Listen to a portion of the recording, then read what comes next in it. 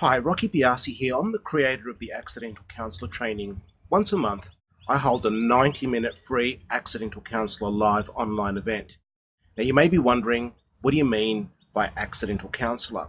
So to be clear, my definition of an Accidental Counselor is really anyone not trained as a professional counsellor, but you would often find yourself in quote-unquote counselling situations by accident because of the role you're in.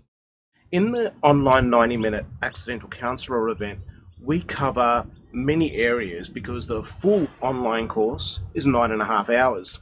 It's a good way to sample some of the information in that full course. Now, this particular video is just a small segment of that 90-minute overview of the entire 9.5 hour course that we hold once a month.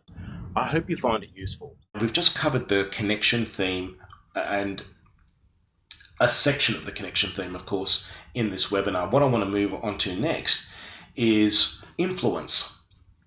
Here are some influence questions, and we're going to be moving from giving solutions to actually receiving solutions.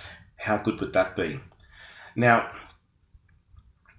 have you ever wondered why people don't follow good advice? It's remarkable, don't you think? The more you give someone the solution or suggestion, the more they don't do it. Don't feel bad, it's not you, it's actually the strategy you're using. There's lots of research about this. You see, when we actually give the answer rather than, let me start again. When we give the answer rather than ask for the answer, or by the way, folks, the way I like to suggest is I don't like answer really or solution, even though this is modeled on the solution focused course. What I like talking about is next best step, right?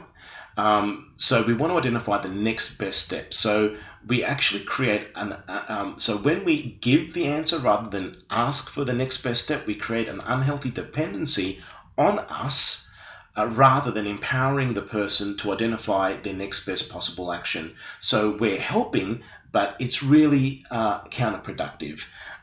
What tends to happen then is that there's pushback and resistance. And then we get into this yes, but game. Have you experienced that? They go, yeah, but, and then fill in the excuse. And not only that, then the person's stuck in the same old pattern, the same old thinking, the same old results. No matter how hard you try, you just can't get through and influence the person in your care.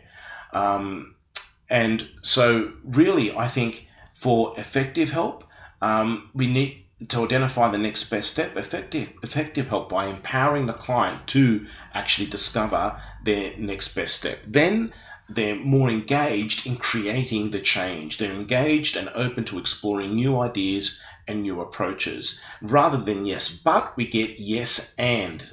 Yes? So we get, instead of the yes, but, and then the excuse, we get yes and maybe this or that, or you get an idea or a possibility.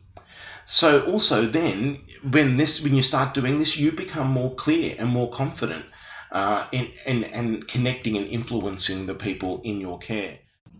So I hope you found that small video sample from the Accidental Counselor training webinar that we hold once a month helpful.